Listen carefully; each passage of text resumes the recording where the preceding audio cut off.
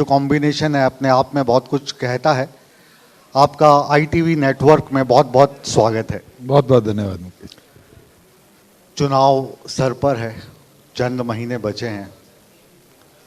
गठबंधन की सरकार थी लेकिन अब आप उससे आज़ादी पा चुके हैं, तो क्या तैयारी है? अभी आपने कहा आज़ादी पा चुके हैं, तो तैयारी ऊंची उड़ान की है। और मैं तो ये मानता हूँ कि एक शेर भी है, विपरीत ए बाज इन विपरीत हवाओं से ना घबरा, ये आती है तेरे को ऊंचा उड़ाने के लिए। तो मुझे लगता है ये आगे जो चैलेंज है ये जननायक जनता पार्टी को और आगे और ऊंचा ले जाने के लिए है। जी, तो शुरुआत यहीं से करते हैं कि जो पिछला चुनाव था 2019 का वो अलग था, अब 2024 है, ये अलग होगा। इस चुनाव में ऐसी कौन सी चीज़ें हैं जिनको आप जनता के समक्ष लेके जाएंगे, क्योंकि लगभग 4.5 साल आप गठबंधन में रहे, भाजपा के साथ रहे, अब फिर उनके खिलाफ चुनाव लड़ेंगे, तो कौन से ऐसे पॉइंट्स हैं जिनको लेकर आप वोट मांगेंगे? मुकेश जी, सबसे पहले तो पिछले 4.5 महीने ही है जिस तरीके से लॉ एंड ऑर्डर की स्थिति प्रदेश में बिगड़ी है। आम जनता आज इससे परेशान है।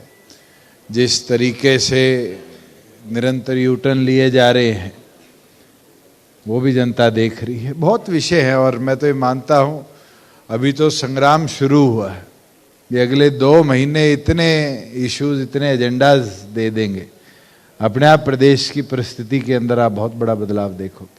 और हमने जो करा है मुझे लगता है वो गिनवाना बहुत ज़रूरी है। चाहे वो महिलाओं के सम्मान की बात हो, उनको राशन डिपो में हिस्सेदारी दी, 50% पंचायतों में हमने कानून के तौर पर उनको रिजर्वेशन दी, युवाओं के लिए 75% लोकल एम्प्लॉयमेंट एक्ट लाने का काम किया, मारुति हो, एटीएल हो, ये बड़ी बड़ी कंपनीज को इस्टेब्लिश किया कि हरियाणा की ग्रोथ के अंदर पहले जैसी हिस्सेदारी दे।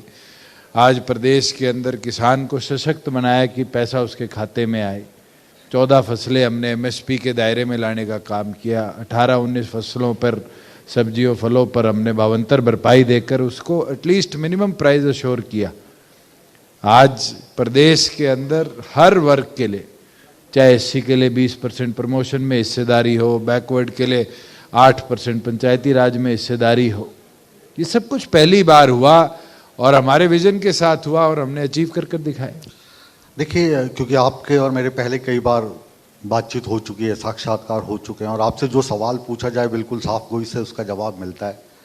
ये जो चुनाव है, इस चुनाव में क्या ये आपका वीक पॉइंट है कि जब पिछली जो सरकार थी उसमें आपने गठबंधन किया, भाजपा के खिलाफ आप लड़के चुनाव जीते थे, तो ये वाली चीज़ें हवा में हैं, तो उस हवा को आप अपनी फेवर में कैसे करेंगे? ये वीक पॉइंट है आपका। मुकेश जी, जब मैं सांसद था जब भी आपने मेरे से सवाल पूछे, मैं उप मुख्यमंत्री था तब भी आपने पूछे और आज भी आप पूछ रहे। मैं एक चीज कह सकता हूं, समय परिवर्तन लाता है और आज के दिन हमारा तो एक विजन है। ये कार्तिक जी बैठे, ये भी हरियाणा को देखते हैं, आप भी देखते हो जी। मुझे ये बता दो कि अगले 40 साल हरियाणा की जनता के साथ चलने वाले कौन कौन है? हमारा विजन तो ये है कि हम 40 साल कंधे से कंधा मिलाकर एक एक हरियाणा के नागरिक को, जैसे 4.5 साल में हमने अपलिफ्ट किया है, 40 साल भी इसी तरह सशक्त बनाकर आगे ले जाने का काम करें। क्या भारतीय जनता पार्टी या कांग्रेस किसी एक नेता को आगे कर सकती है कि ये 40 साल आपकी सेवा में रहेगी? मुझे नहीं लगता ये पॉसिबल है। क्यों? उनके जो नेता हैं, उनके भी युवा नेता उभर रहे हैं। भूपेंद्र सिंह हुड्डा के बेटे हैं दीपेंद्र हुड्डा, वो भी युवा हैं। आप दुष्यंत जी से भी गिनवाते हैं उम्मीद है, तो आप ये कहते हैं भूपेंद्र सिंह हुड्डा के बेटे हैं। क्या भूपेंद्र सिंह हुड्डा राजनीति छोड़ रहे हैं? बिल्कुल नहीं छोड़ रहे। मेरे को मेरे ग्रैंडफादर और बादल साहब की एक चर्चा के एक अंश आपके साथ साझा करता हूँ। चौटाला साहब ने बादल साहब को कह दिया सुखबीर नू आगे कर दो, तो बादल साहब चुप रह गए। बाद में जब सारे चले गए कमरे से तो कहते चौटाला साहब राज और खाज तो खुद करे, मजा आंदा है। अगर भूपेंद्र हुड्डा छोड़ रहे हो तो बताओ। अच्छा, तो ये और उसके बाद भी क्या कांग्रेस गारंटी देती है कि उनको आगे करेगी? जी। क्या बीजेपी के अंदर कोई गारंटी है कि इसको आगे करोगे? ये तो शाम को बदल देंगे जी। और मेरे साथ बदला है, आपने भी देखा है। जी, तो इस मामले में तो जो अपना परिवार है वो एकदम ठीक है। जो चौटाला परिवार है उसके अभी 5 विधायक हैं विधानसभा में। अभी जो हिसार वाला चुनाव था वो तो और ज़्यादा इंटरेस्टेड था। आप ही के रणजीत सिंह चौटाला जी से मैंने पूछा, मैंने कहा ये चुनाव बड़ा दिलचस्प है। मैंने कहा इसमें आप हैं चौटाला जी के, नैना चौटाला जी हैं, सुनैना चौटाला जी हैं, यहाँ तक जो जेपी हैं वो भी कह रहे हैं मैं भी देवीलाल का ही शिष्य हूँ। तो सभी देवीलाल की उस यात्रा को आगे बढ़ा रहे हैं, तो एक दूसरे की सहायता करते हैं, थोड़े बहुत वोट काटने में काम आते हैं या जीतने में। चौधरी देवीलाल जी एक इंस्टीट्यूशन रहे हैं, मुझे नहीं लगता पॉलिटिकल फिगर के तौर पर हरियाणा में कोई उनको देखता है। और आज के दिन आदि कांग्रेस चौधरी देवीलाल की नर्सरी से है जी, आदि बीजेपी चौधरी देवीलाल की नर्सरी से है, और जो बचे कुचे हैं वो अगली नर्सरियों से है। और हमें तो फिर जेजेपी का नाम भी बदल के ताऊ ट्रेनिंग पार्टी रख दे तो बेटर रहेगा कि हर एक को ट्रेन करते हम हैं और फिर भाग जाता है। आपने देखा होगा तो, ये तो इतिहास है, ये जितने आपको और पार्टियों में दिखते हैं इनकी ट्रेनिंग नर्सरी की तो हमारे पास हुई है जी। और प्ले स्कूल अच्छा होता है और प्राइमरी स्कूल अच्छा होता है तो कॉलेज तक अच्छे में एडमिशन मिलता है, ये भी इतिहास है। पर कंपटीशन भी कहते हैं कि अपनों से चल रहा है ज़्यादा, दूसरों से कम चल रहा है, परिवार में ज़्यादा कंपटीशन। ये तो जनमत है, कंपटीशन किससे होता है ये तो मौके की बात आती। और परिस्थितियां कोई आज की नहीं देखी, ये कंपटीशन तो 1987 के दौर में भी देखे हैं, 91 के दौर में भी देखे हैं, 96 में भी देखे हैं, 2000 में भी देखे हैं, 2009 में भी देखे हैं, 2019 में भी देखे हैं। और जनता का साथ होगा, जनता का आप पे विश्वास होगा तो जनमत भी मिलेगी। हम 11 महीनों में 3 चुनाव में गए, उपचुनाव में गए, सेकंड आए, लोकसभा के चुनाव में गए, 9 में जमानत जब्त हुई, और फिर विधानसभा में गए जब आप लोगों के ही चैनल 0 दिखाते थे, हमारे में वो कैपेबिलिटी बनी, हमने मेहनत करी और 0 के आगे 1 लिखा और 10 विधायक जीते। तो ये परिस्थितियां कब करवट ऊंट ले ले समय का ये किसी को नहीं पता। मगर एक चीज है, जब मैं यूएस में पढ़ता था तो मैल्कम ग्लैडवेल की एक बुक थी टिपिंग पॉइंट, जब मैं उसको पढ़ रहा था तो उसके अंदर एक चीज लिखी थी कि चाइनीज में opportunity and crisis have the same alphabets. तो जब कोविड आया तब भी हमने अपॉर्चुनिटी क्राइसिस को उसी तरह देखा और उसको अपॉर्चुनिटी बनाया हरियाणा के लिए। जब पूरे देश के अंदर रोजगार छिन रहे थे हमने हरियाणा में पैदा कर दिए। और आज भी मैं इस सिचुएशन को क्राइसिस नहीं मानता, पॉलिटिकल अप डाउन रहेंगे, टर्मोइल रहेंगे, मगर अगर आपका विजन क्लियर है तो मुझे नहीं लगता आपको कोई रोक सकता। और अगले 80-90 दिन जो मैदान के हैं ये तो पसीना निकालने के लिए हैं, जितना ज़्यादा निकालेंगे उतना ज़्यादा संघर्ष हमारा रंग लाएगा। 90 सीट्स हैं, तो 90 सीट्स में से क्या आप किसी के साथ गठबंधन करेंगे या अकेले ही चुनाव मैदान में उतरेंगे? अभी तो संगठन की रीओरिएंटेशन चल रही है और हम 30th का हमने टारगेट लिया था जो कल है कि हम अपने डिस्ट्रिक्ट बॉडीज़ को खड़ी कर दें और डिस्ट्रिक्ट बॉडीज़ के साथ साथ फिर आगे हल्का बॉडीज़ भी with in a weeks time हम लेके चले। और 90 सीटों का फोकस है। पिछली बार भी हमारा बसपा के साथ अलायंस था और 1 महीने पहले वो हमें छोड़ के चले गए। एक ट्वीट आता था, ट्वीट आया कि भाई अलायंस नहीं है, हमने उसके बाद क्या मैदान छोड़ा, 90 कैंडिडेट फाइल करे और मैदान में उतरे। मुझे नहीं लगता कि किसी को आज ये सोच के कि भी मेरे पास 90 की नहीं है और हम अलायंस बनाने लग जाएं और करने लग जाएं, ये तो समय की बात है। परिस्थितियां लगेंगी, समीकरण बनेंगे। तो इतिहास में पोलिंग से शायद घंटों पहले भी अलायंसेस बने हैं, कैंडिडेट विड्रॉ हुए हैं, समर्थन हुए हैं एक दूसरे का। मुझे एक वाक्य याद है, 1987 का चुनाव था झज्जर विधानसभा का, जनता पार्टी थी, चौधरी देवीलाल जी ने कैंडिडेट खड़ा कर दिया और कैंडिडेट शायद पंडित भगवंत दयाल शर्मा की सिफारिश से था। और उस समय पंडित जी अलग हो गए तो चौधरी देवीलाल जी को लगा ये एक मेरा उम्मीदवार भाग जाएगा जीतने के बाद। रात को 9:30 बजे उनने अपने 8-9 लोगों को, उस समय जॉइंट रोहतक जिला होता था, बुलाया और बुलाकर एक इंडिपेंडेंट लेडी चुनाव लड़ रही थी, उसके शायद 1000 वोट भी नहीं आने थे। रात को 8 बजे कहा कि इसकी मदद करो और सभी लोगों ने लेस देन 10 आवर्स एक गांव में जाकर समाचार दिया कि चौधरी देवीलाल जी ने कहा इसको जिताओ। 36,000 वोटों से वो चुनाव जीती। जी, तो ये तो चुनावी समीकरण है, पता नहीं किस दिन क्या निर्णय लेने पड़ जाए। तो इस चुनावी समीकरण में जो ये आने वाले चुनाव हैं, इसमें आप अपना मुख्य प्रतिद्वंदी किसको मानते हैं? भाजपा को मानते हैं, कांग्रेस को मानते हैं, आज या के इनेलो को दिन मानते हैं? आज के दिन हरियाणा प्रदेश में मल्टी कॉर्नर फाइट होगी और इसके अंदर सीट वाइज फाइट होनी। आप ये नहीं कह सकते कि इस सीट पे आपका ये प्रतिद्वंदी है, इस सीट पे ये। अभी तो समीकरण बनेंगे।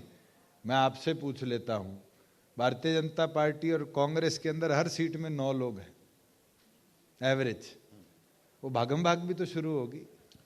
डिमांड ये मनोज जी मानेंगे, हमारे साथ मीणा जी होते थे सांसद, वो चुनाव से पहले कांग्रेस में चले गए, वहां एमएलए बन गए, आज वो दोबारा कांग्रेस के एमपी बन के आ गए। राहुल इनके साथ 3 बार चाय पी चुका और आज ऑपोजिशन में पी रहा है। तो परिस्थितियां कब क्या पलट जाए, कौन सा साथी किस और करवट ले जाए, ये तो चुनावी नॉमिनेशन के और टिकट अनाउंसमेंट्स के टाइम के फैसले होते। तो ऐसे कोई 5 चीजें, जैसे आप पेंशन की लेके बात करते थे, वो उसको आपने जो घोषणा की थी पूरा नहीं कर पाए, जिसके लिए आप हमेशा तर्क देते रहे कि अगर हमारी पूर्ण बहुमत में सरकार होती तो हम करते।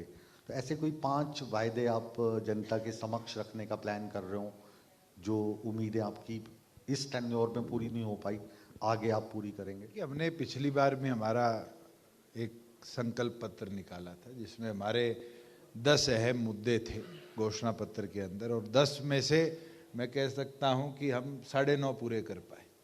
आपने कहा कि 5,000 पेंशन नहीं कर पाए। भारतीय जनता पार्टी 18 प्रदेशों में है और किसी एक प्रदेश में आज के दिन 1,500 रुपये भी पेंशन नहीं मिलती।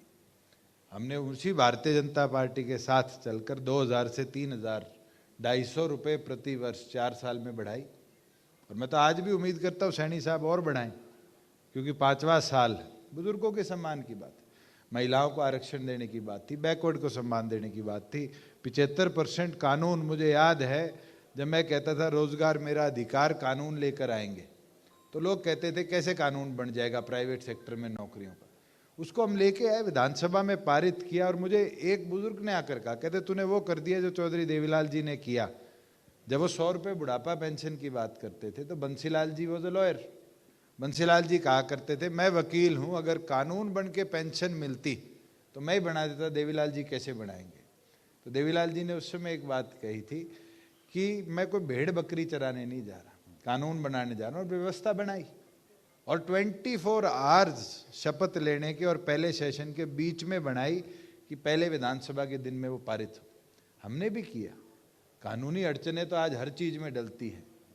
आज मुझे नहीं लगता, जजों की भर्ती का हमने कानून बनाया था जब हम सांसद थे, वो जजों ने खुद ही सुनवाई करके पारित उसको खारिज कर दिया।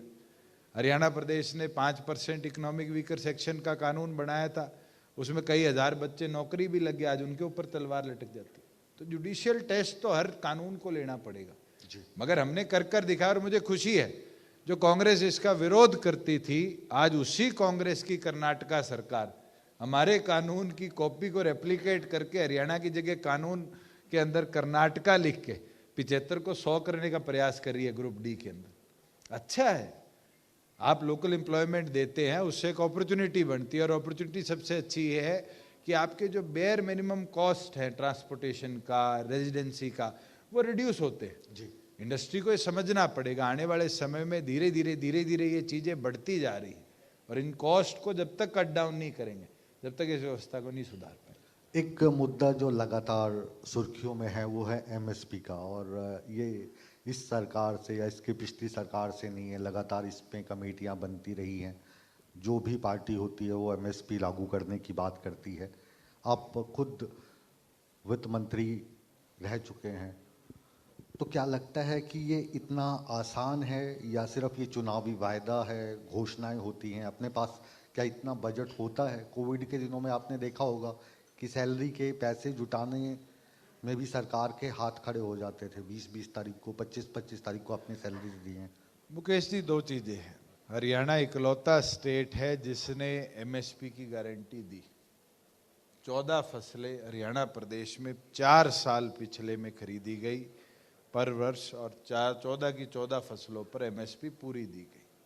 चाहे हमने उसको भावांतर भरपाई के माध्यम से दे दिया कि अगर कोई मार्केट वैल्यू किसी चीज़ की 2,000 रुपये है और 1,200 में किसान बेच रहा है तो हम उसके खाते में बैलेंस 800 रुपये दे देते थे, जैसे सरसों में किया, क्योंकि यू कैन नॉट स्टोर, इतना ज़्यादा उसका यूटिलाइजेशन नहीं होता। मगर आज के दिन जब गवर्नमेंट ऑफ इंडिया को अश्योर्ड है कि वीट और पैडी पीडीएस में देनी है, तो फिर क्यों नहीं एमएसपी की गारंटी मिलती? जब हरियाणा कर सकता है, आप पंजाब को सपोर्ट करते हो करने के लिए, मध्य प्रदेश को करते हो, तो क्यों नहीं और स्टेट्स को थोड़ा थोड़ा करके हम मोटिवेट करें? मगर उसके साथ साथ गवर्नमेंट ऑफ इंडिया को भी अपने विचार में बदलाव लाना पड़ेगा। आज हम ये बाय क्रॉप पैटर्न्स को जो लेकर आए हैं, जिसके अंदर सिर्फ पैडी वीट चल रहा है, इस पैटर्न्स को भी बदलना पड़ेगा। जैसे एक रिपोर्ट आई थी, मैं टेडेक्स का कोई एक वो देख रहा था, तो उसके अंदर आई कि 20 साल बाद एशिया के अंदर चाइना और इंडिया और अफ्रीका, ये दो ही सब कॉन्टिनेंट्स के हिस्से रहेंगे जिसके अंदर ये कैपेसिटी रहेगी because of our population and our skilled agriculture based manpower, कि हम ग्लोबल फूड हंगर को सपोर्ट कर पाए। हमें प्लान करना चाहिए। आज अमेरिका की डिमांड क्या है, हम क्या ग्रो कर सकते हैं, क्या एक्सपोर्ट कर सकते हैं। आज किन्नू हरियाणा पंजाब से तो एक्सपोर्ट नहीं होते, और पाकिस्तान से यूएई और मिडिल ईस्ट एक्सपोर्ट होते। फर्क क्या है? सेम हमारे सॉइल पैटर्न्स हैं, सेम हमारी वाटर सप्लाई है, मगर हाँ, हमारे ट्रीटीज उतनी अच्छी नहीं है उन देशों के साथ। हमारा जो एक्सपोर्ट का पैटर्न है या हमारे एयरपोर्ट्स जो है वो उतने अच्छे इक्विप नहीं है कि हम जो पेरिशेबल प्रोडक्ट्स है उसकी ग्लोबल सप्लाई को इमीडिएट रिस्पांस दे पाए। हमें डेवलप करना पड़ेगा। हम हिसार का एयरपोर्ट जब अनाउंस किया मैंने और उसके ऊपर काम शुरू किया, 4,000 करोड़ रुपया लगाया, हमारा विजन यही था कि हिसार एयरपोर्ट एक कार्गो एयरपोर्ट के तौर पर और ख़ास तौर पर एग्रीकल्चर प्रोड्यूस की पेरिशेबिलिटी को देखते हुए उसका एक्सपोर्ट का हब बने।